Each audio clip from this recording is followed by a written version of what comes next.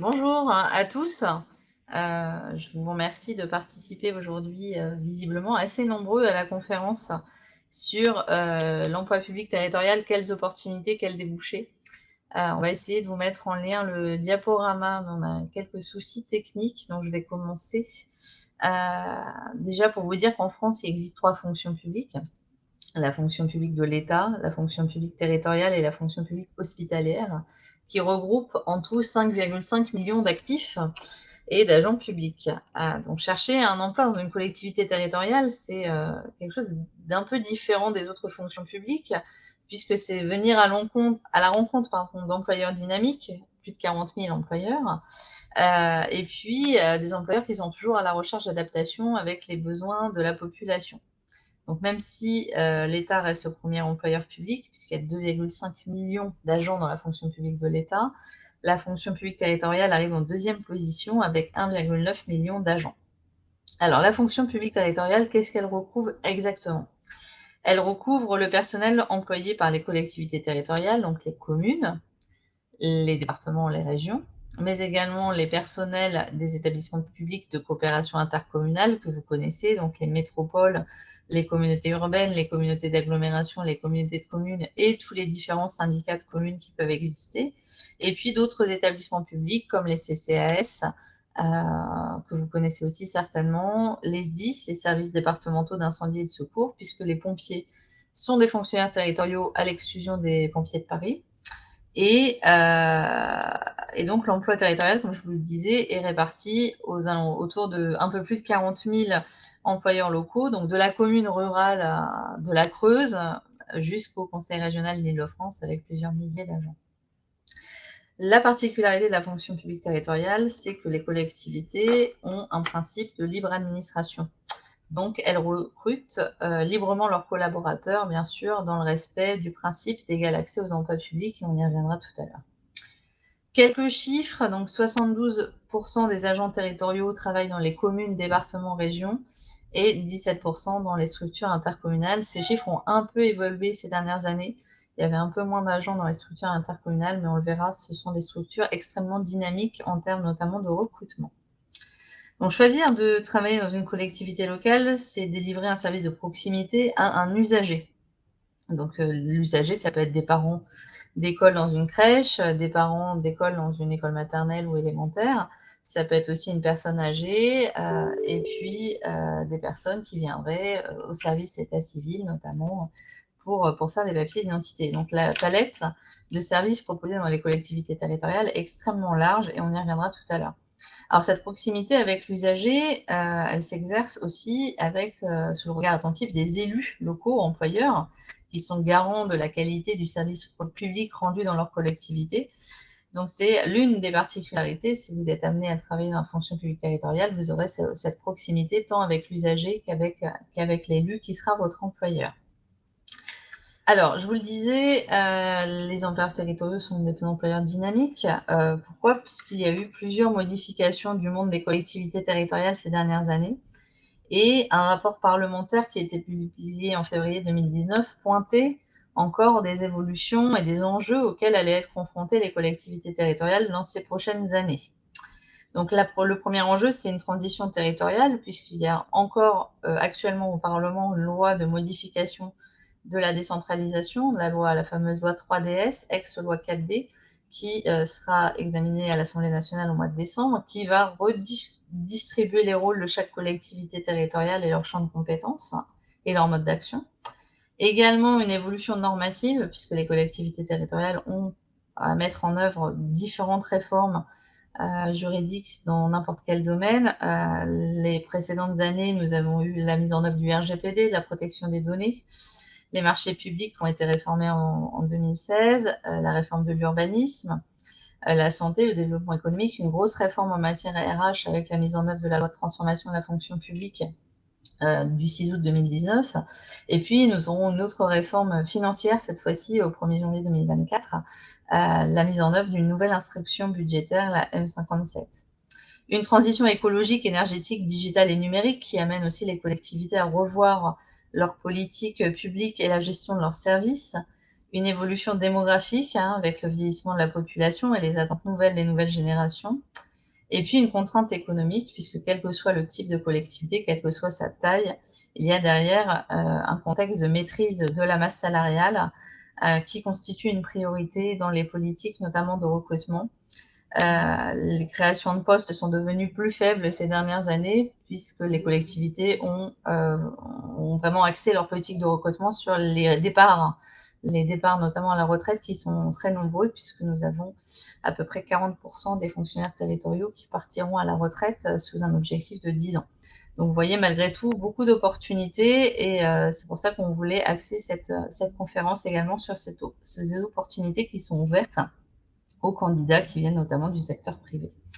Et puis un autre impact, hein, qu'il faudra mesurer pour l'emploi dans les collectivités territoriales, c'est l'impact de la crise sanitaire qui pourrait avoir un impact à long terme sur le monde des collectivités territoriales. Donc comme je vous le disais, les agents publics sont directement impactés, hein, par ces changements qui peuvent apporter de nouvelles possibilités d'évolution vers de nouveaux métiers, notamment la mise en œuvre du RGPD, hein, en 2018 a mis en place un nouveau métier dans la fonction publique qui est celui de délégué à la protection des données. Donc ces dernières années, les effectifs territoriaux sont en légère hausse. Pourquoi? Parce qu'il y a eu des fusions, notamment d'intercommunalités, qui a créé des structures plus importantes, qui a nécessité des recrutements. Et puis également, comme je vous l'indiquais, des départs à la retraite qui continuent d'augmenter, puisqu'on est sur une génération d'agents publics aujourd'hui qui a plus de 46 ans en moyenne d'âge et une part des plus de 55 ans qui est assez élevée dans la fonction publique territoriale. Donc il y a ce renouvellement de postes. Alors, des postes plus importants, des recrutements plus importants dans les structures intercommunales, comme je vous l'indiquais, dans les régions, qui sont aussi des collectivités qui ont été amenées à fusionner ces dernières années. Et à contrario, depuis 2015, le nombre d'agents dans les communes a tendance à diminuer un peu, mais de manière constante. Nous avons observé cette année un taux de moins 0,9%. Sur les caractéristiques de la fonction publique territoriale, les agents de la fonction publique territoriale sont majoritairement des agents d'exécution, des agents de catégorie C, puisque la fonction publique, quelle que soit la fonction publique, se distingue par 3 catégories. Donc la catégorie C, les fonctions d'exécution, la catégorie B, l'encadrement intermédiaire, et la catégorie A pour tous les postes de direction et d'expertise. Donc dans la fonction publique territoriale, majoritairement des agents de catégorie C, 76%, et une proportion d'agents de catégorie A plus faible que dans les autres fonctions publiques, puisque nous sommes à 9%. Une fonction publique également plus âgée, comme je vous l'indiquais, que les autres fonctions publiques, et avec une part de femmes qui est importante, puisqu'elle est de 60%. Ce qu'il faut savoir, c'est que la fonction publique territoriale, elle s'organise autour de 8 filières. Donc, vous avez la filière administrative, la filière technique, la filière médico-sociale et sanitaire et sociale, la filière culturelle, la filière sportive, la filière animation et la filière sapeur-pompier. Ces filières, aujourd'hui, représentent un poids très, très différent en termes d'effectifs, puisque 8 agents territoriaux sur 10 sont répartis entre 3 filières, donc la filière technique, la filière administrative et la filière sanitaire et sociale. Comme je vous l'indiquais tout à l'heure, donc le remplacement des départs, c'est la première raison de recrutement dans la fonction publique territoriale. Il y a de vraies opportunités, puisque je vous le rappelle, 40% des agents partiront à la retraite d'ici 2030. Donc les créations de postes, quant à elles, elles vont porter principalement, et je vous indiquerai quelques chiffres tout à l'heure plus précis, sur les services techniques, l'aménagement et le développement. Les fonctions support, c'est tout ce qui est lié notamment à l'informatique, au juridique, à la communication. Beaucoup aussi lié à l'enfance, l'éducation, à la jeunesse. Il y a dans beaucoup de collectivités des recrutements d'animateurs, d'éducateurs de jeunes enfants, puisqu'il y a le service périscolaire à mettre en place. Également, une forte hausse cette année du développement dans le domaine du développement durable. De plus en plus de collectivités qui recrutent sur ces profils. Alors, les emplois dans la fonction publique territoriale s'adressent à des profils extrêmement variés et différents, puisque les domaines d'action des collectivités peuvent être des services régaliens. Donc, les services régaliens sont les services notamment de recensement, d'état civil, Des services directs à la population. Je vous parlais de la petite enfance tout à l'heure, la gestion des crèches, la gestion du périscolaire, la gestion des écoles, puisque les écoles maternelles et élémentaires sont gérées par les communes, les lycées par les régions et les collèges par les départements. Et puis également les domaines d'action du développement et de l'animation de territoire avec l'urbanisme et la politique de la ville. Nous avons 250 métiers dans la fonction publique territoriale. Vous retrouverez la fiche présentant chacun de ces 250 métiers dans le répertoire des métiers qui est réalisé par le CNFPT, le Centre national de la fonction publique territoriale, et vous le trouverez en téléchargement sur le site www.cnfpt.fr. Pour ceux qui veulent, parce que je vois que le PowerPoint n'arrive toujours pas à on ne peut toujours pas le diffuser. Pour ceux qui veulent, je pense que vous pourrez envoyer un mail à l'adresse qu'on vous donnera tout à l'heure pour pouvoir le récupérer. Ce sera plus simple, notamment pour la prise de notes.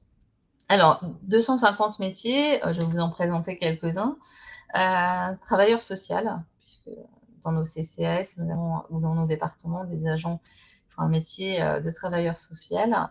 Des juristes, des auxiliaires de puériculture, des médecins, des animateurs, des éducateurs de jeunes enfants, des bibliothécaires, des responsables de la gestion des déchets, des chargés de communication, des régisseurs, des ingénieurs, des gardiens de police municipale, des responsables de la qualité des eaux, des urbanismes, des coordinateurs de crèches, des conservateurs du patrimoine, des responsables de l'aide sociale à l'enfance, des délégués à la protection des données, des agronomes. Donc, vous voyez, énormément de possibilités d'emploi sur des métiers vraiment divers et variés. Alors, je vais prendre quelques exemples. Par exemple, si vous avez un master en droit, vous pourrez exercer différents types de métiers suivant votre spécialisation. Par exemple, vous pourrez être amené à exercer la fonction de directeur général des services ou de secrétaire de mairie, qui sont des métiers de direction des collectivités territoriales. Des métiers également de juriste pour conseiller les élus et les services dans la gestion des dossiers. Si vous avez un profil spécialisé en finance ou marché public, vous pourrez être amené à exercer le métier de responsable des marchés publics, de responsable budgétaire, de directeur financier. Si vous avez un profil plus spécialisé en droit de l'urbanisme, vous pourrez travailler comme directeur de l'urbanisme et de l'aménagement, comme chef de projet urbanisme, comme instructeur du droit des sols. L'instructeur du droit des sols, c'est celui qui va instruire les demandes d'autorisation, notamment de permis de construire ou de certificat d'urbanisme. Si vous êtes plutôt spécialisé dans les ressources humaines, vous pourrez être amené à travailler comme DRH, comme assistant ressources humaines. Et puis, si vous avez un master, par exemple, en droit européen, vous pourrez être amené aussi à travailler sur le respect des normes européennes, également sur la protection des données, sur la recherche de subventions européennes. Il y a vraiment des débouchés ouverts dans beaucoup de domaines. Je vais maintenant vous présenter, entrer un petit peu dans le cœur du sujet sur comment on intègre la fonction publique territoriale. Déjà, ce qu'il faut savoir, c'est que pour avoir la qualité d'agent public, il y a des conditions posées par une loi du 13 juillet 83. Il faut déjà avoir la nationalité française ou être ressortissant d'un État membre de l'Union, de la Communauté européenne ou d'un État signataire de l'accord sur l'espace économique européen. Si vous n'avez pas cette condition de nationalité, vous ne pouvez pas devenir fonctionnaire, vous ne pourrez être que contractuel. Il faut également jouir de ses droits civiques, avoir un casier judiciaire compatible avec les missions exercées, puisque dès lors que vous allez être recruté par une collectivité locale, celle-ci va aller demander l'extrait de votre casier judiciaire. Se trouver en position régulière au regard du Code du service national, c'est-à-dire avoir fait votre service national ou avoir effectué votre journée d'appel. Et puis remplir également les conditions de santé particulières pour l'exercice de certaines fonctions. Vous n'allez pas pouvoir exercer tous les métiers si vous avez un handicap ou une difficulté physique. Comme dans chaque fonction publique, le principe de recrutement dans la fonction publique territoriale, c'est le concours. Pourquoi? Parce qu'il y a un principe constitutionnel d'égal accès aux emplois publics, donc ça reste la voie d'entrée normale, le recrutement par concours. Vous pourrez bénéficier de toutes les dates de concours. Je ne vais pas vous présenter les concours, il y a déjà une conférence hier à laquelle vous avez peut-être assisté. Toutes les dates de concours, des réponses personnalisées à vos demandes sur les épreuves organisées, sur les préparations, les débouchés, sur le site concours-territorial.fr. Et si vous avez besoin de plus d'informations, là encore, je vous invite à envoyer un mail suite à l'issue de cette conférence pour peut-être avoir aussi le PowerPoint de la conférence que nous avons donnée hier sur préparer un concours dans la fonction publique territoriale. La particularité du monde des collectivités territoriales, quand vous avez un concours, vous n'êtes pas, affecté comme dans la fonction publique de l'État ou la fonction publique hospitalière. Quand vous passez un concours, vous êtes affecté en fonction de votre classement, ce qui fait que vous pouvez être amené à aller travailler à Bastia alors que vous habitez à Lille. Dans la fonction publique territoriale, non, c'est vous qui allez faire la démarche de rechercher un emploi. Vous aurez 4 ans pour le faire, pour chercher un emploi à partir de votre inscription sur la liste d'aptitude à un concours. Je vous rassure, en général, les candidats qui réussissent un concours mettent en moyenne environ 9 mois à trouver un poste qu'ils auront recherché et qui aura en plus été dans le secteur d'activité et dans le domaine géographique qu'ils souhaitent. Et vous êtes accompagné pendant toute cette recherche d'emploi par le centre de gestion qui est l'organisateur de concours et qui a une obligation de suivi de ses lauréats. Si le principe du recrutement par concours est très important dans la fonction publique territoriale, il existe d'autres possibilités à l'emploi offertes, notamment par le statut applicable aux agents publics. Il existe 25% des postes qui sont aujourd'hui occupés par des agents sous contrat.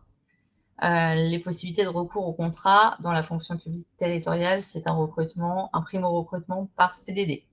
CDD qui peut aller jusqu'à 3 ans maximum. Et si au bout de 6 ans, vous êtes toujours en CDD, votre CDD devient un CDI. Il n'y a pas de possibilité d'entrer dans la fonction publique territoriale directement par CDI. Les cas de recours aux contractuels sont très encadrés par les textes. Elles ont fait l'objet d'une ouverture depuis la publication de la loi du 6 août 2019. Donc, on peut, en droit public, recourir au CDD dans des hypothèses qui sont proches de celles du droit privé, notamment l'accroissement temporaire d'activité, l'activité saisonnière, le remplacement temporaire d'agents et la vacance temporaire d'un emploi permanent. Il y a d'autres cas plus spécifiques, notamment l'attente de recrutement d'un fonctionnaire. Donc, dans ces cas-là, la collectivité est autorisée pour assurer la continuité du service public à recourir à un contractuel. Également, si on ne trouve pas de fonctionnaire susceptible d'assurer les fonctions, on peut avoir recours à un contractuel. On peut également recourir à un contrat de 3 ans lorsque les besoins des services ou la nature des fonctions le justifient. Également sur des postes de secrétaire de mairie, sur des emplois à temps non complet. Et puis, depuis la loi du 6 août 2019, il existe ce qu'on appelle le contrat de projet, qui se rapproche du contrat de mission qui existe dans le secteur privé.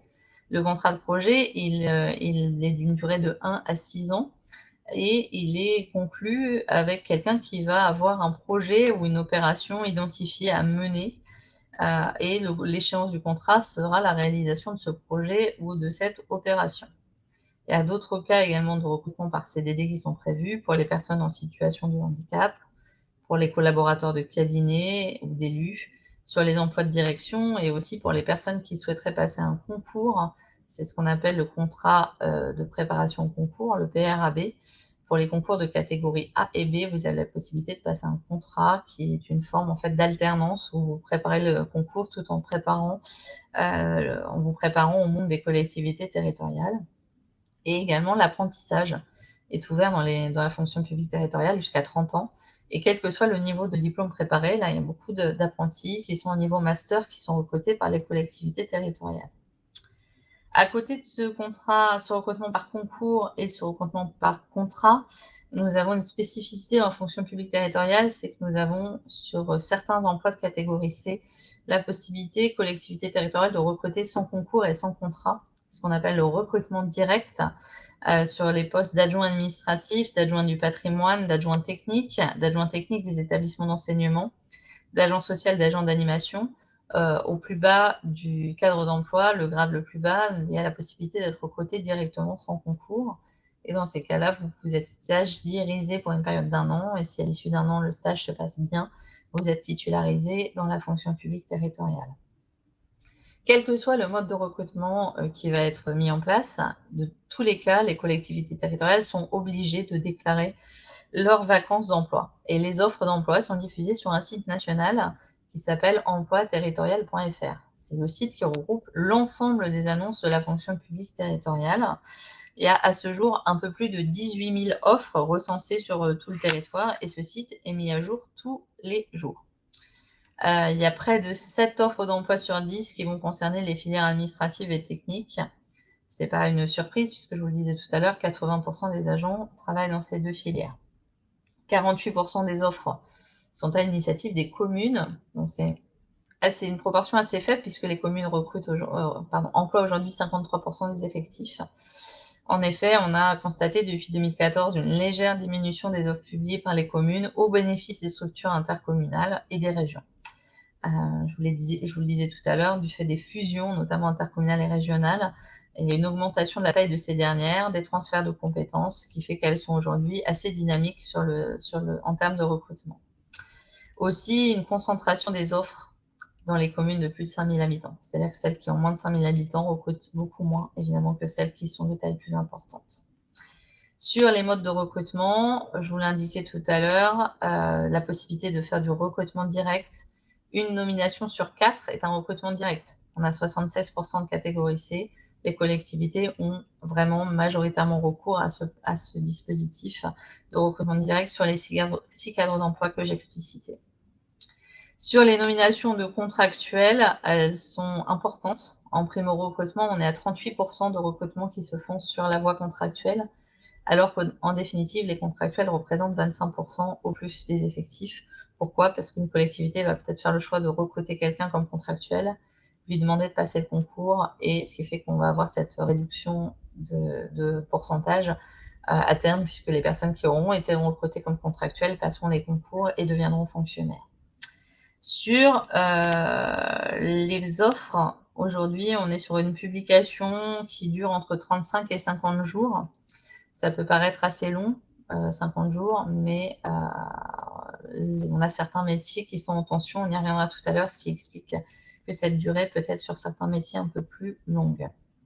On a quelques progressions, fortes progressions en termes de recrutement sur le dernier mandat, sur la période 2014-2019. Véritablement sur le domaine de la sécurité. Vous avez certainement entendu parler de collectivités qui sont, entre guillemets, en concurrence pour recruter des gardiens de police municipales. Donc on a plus 65 de recrutement dans ce domaine. On a également sur la politique d'aménagement et de développement durable, plus de 40 et sur les interventions techniques, plus de 38 Sur les interventions techniques, on est sur une population extrêmement vieillissante, tous les adjoints techniques. Aujourd'hui, la moyenne d'âge est assez élevée et on est sur des départs en retraite et des remplacements de départs en retraite. Également, les familles de métiers qui recrutent le plus, éducation et animation, je vous l'indiquais tout à l'heure, pour les services notamment périscolaires, et la garde du mercredi, les entretiens et services généraux, les affaires générales et le social. Ce sont vraiment les secteurs qui ont le plus recruté en 2019. Concernant les métiers, les 10 métiers qui recrutent le plus, on va être sur animateur enfance-jeunesse, agent d'accompagnement à l'éducation à l'enfant, enseignants artistiques, sont les professeurs dans les conservatoires, assistant de gestion administrative, animateur éducatif, agent de restauration, agent des services polyvalents en milieu rural, assistant éducatif petite enfance, travailleur social, aide à domicile et chargé de propreté des locaux. Vous voyez, 70 des métiers qui recrutent aujourd'hui sont liés au milieu scolaire ou périscolaire. Dans la 4e édition du répertoire des métiers que je vous présentais tout à l'heure, le répertoire des métiers qui est publié par le CNFPT en 2019, la dernière édition date de 2019, on a identifié 19 nouveaux métiers. Le métier de référent déontologue et maintenant qui va être adjoint à celui de référent laïcité, puisque les collectivités ont l'obligation de nommer un référent laïcité. Également délégué à la protection des données, instructeur des autorisations d'urbanisme, puisque aujourd'hui il y a eu un transfert de compétences sur ces domaines, gestionnaire de l'aire d'accueil des publics itinérants, responsable qualité, auditeur interne, conseiller en mobilité. Ça, c'est un nouveau métier aussi, puisque les collectivités ont une nouvelle obligation aujourd'hui, depuis 2017, quand leurs agents souhaitent mettre en place notamment un dispositif de CPF, ces agents peuvent avoir recours à un conseiller en mobilité professionnelle. Un nouveau métier d'ergonome, un métier d'acheteur public qui a été aussi revu suite à la modification du Code des marchés publics. Donc voilà, pas mal d'opportunités, différents métiers.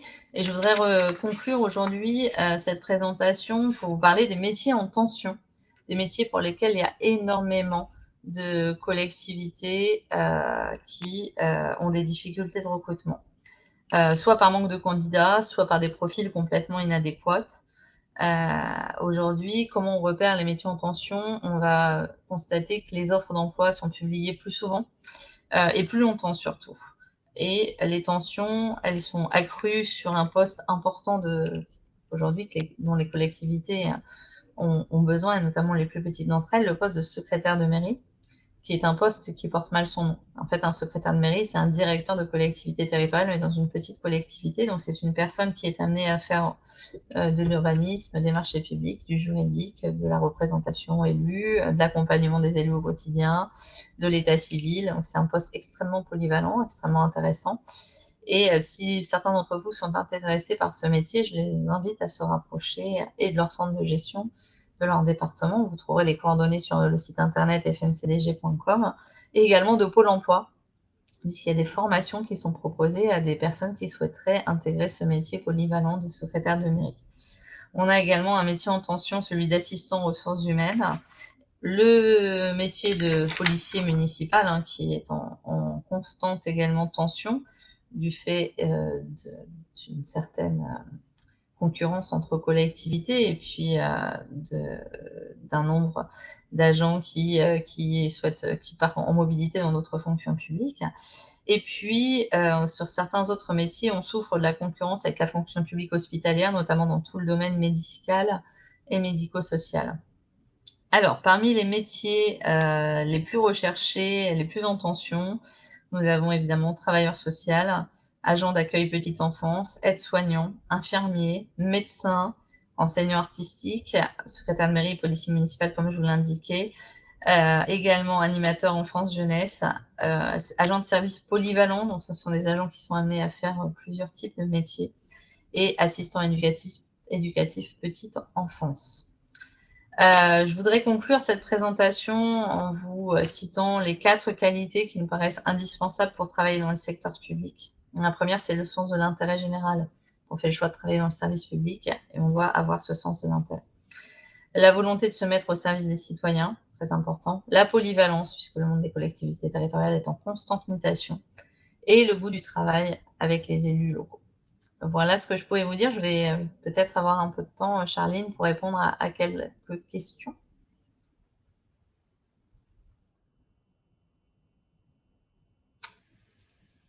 Sinon, je vais voir les questions qui sont posées qui ont été indiquées. Tout à l'heure, je voyais une question sur la part contractuelle, la part fonctionnaire. Les contractuels représentent environ 25% des agents des collectivités territoriales. La liste des métiers en tension, je viens de vous la donner. Sur intégrer le poste de référent laïcité, je vous invite à aller sur le site emploi-territorial.fr et de voir les annonces. Alors, pour être référent laïcité, on va vous demander une formation en droit, évidemment connaître le droit et les obligations des fonctionnaires. Oui, on vous communiquera le diaporama. Et puis, sur le diaporama, vous aurez la liste des métiers en tension et la liste des métiers qui recrutent le plus. Vous avez toute la présentation sur le diaporama. Pour la filière culturelle également, vous avez toutes les informations sur les 2 sites, concoursterritorial.fr ou emploi-territorial.fr. Pas vous répondre comment intégrer la filière culturelle sans connaître votre niveau de compétences, votre niveau de diplôme et votre expérience professionnelle. Mais n'hésitez pas à aller consulter ces sites ou à prendre rendez-vous. Je crois qu'il reste quelques créneaux avec nous sur le stand tout à l'heure. Sur l'âge, il n'y a pas de limite d'âge dans la fonction publique territoriale. Par contre, à 63 ans, je ne vais pas vous cacher que ça va être plus compliqué de trouver un poste qu'à 40. Qu'est-ce qu'il y a comme autre question?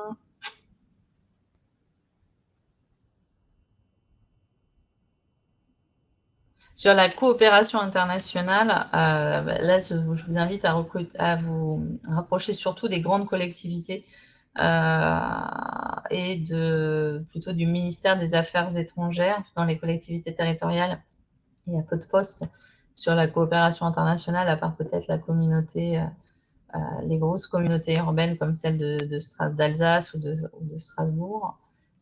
Il y a très très peu de postes dans les collectivités de manière générale sur ce domaine de compétences.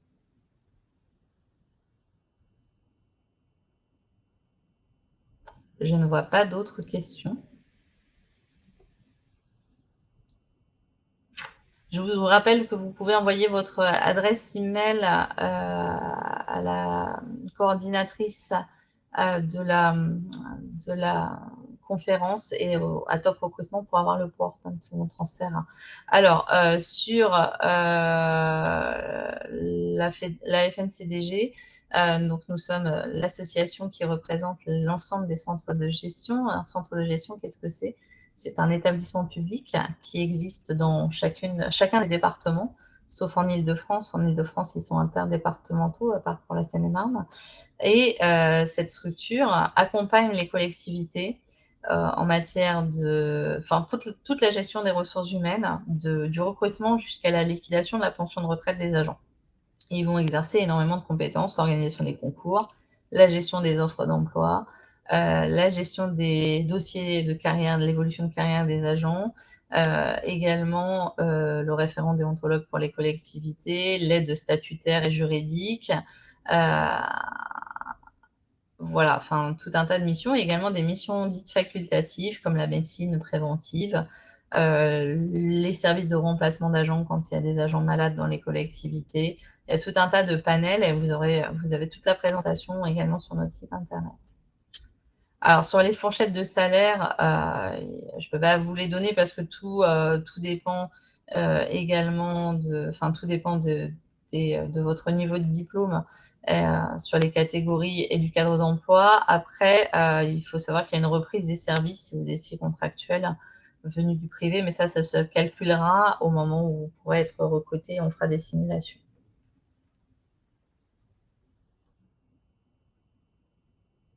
Je crois qu'hier, il a été donné le salaire moyen dans la fonction publique, il est aux alentours de 2 300 €.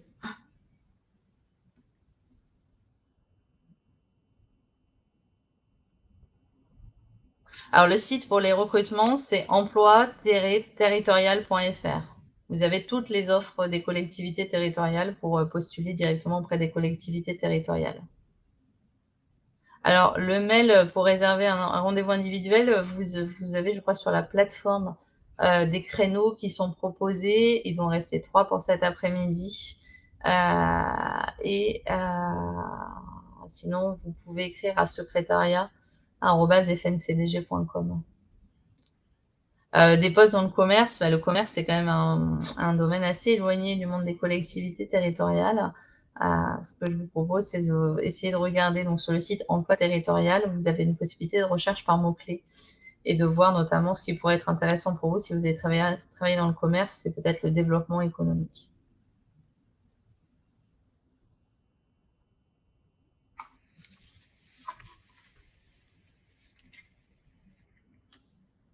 Je ne sais pas si il n'y a pas d'autres, je vois pas d'autres questions. Je ne sais pas si Charline, la modératrice, est encore là. S'il n'y a pas d'autres questions, je vous propose de nous retrouver soit sur le stand, soit sur le site, pardon. Oui, excusez-moi, Charline, je vous voyais. Oui. J'étais en invisible. Voilà, donc les personnes demandent l'adresse mail pour récupérer le PowerPoint qu'on n'a pas pu diffuser. Je vous laisse peut-être leur répondre. Oui, je vais noter mon adresse mail et pour information, toutes les en replay aussi. Également, je vois qu'il y avait une question sur les bibliothèques. Oui, il y a des postes en bibliothèque. Il y a le métier de bibliothécaire, le métier d'assistant de conservation du patrimoine et des bibliothèques. Et je crois que madame, vous aviez pris rendez-vous avec nous pour cet après-midi.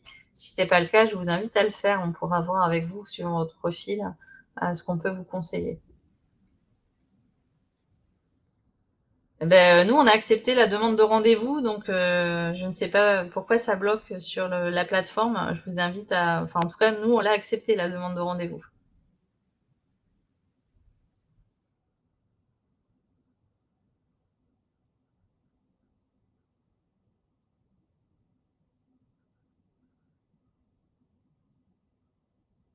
Alors, je vois qu'il y a quelqu'un qui a une question pour sa fille. Ah oui, voilà, diplômée de Sciences Po Paris et probablement École du Louvre.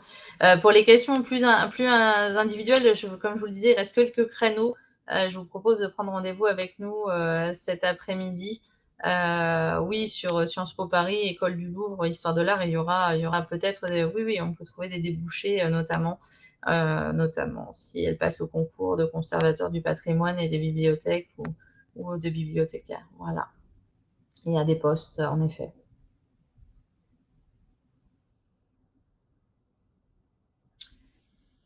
Charline, s'il n'y a pas d'autres questions, je vous propose peut-être de reprendre la main.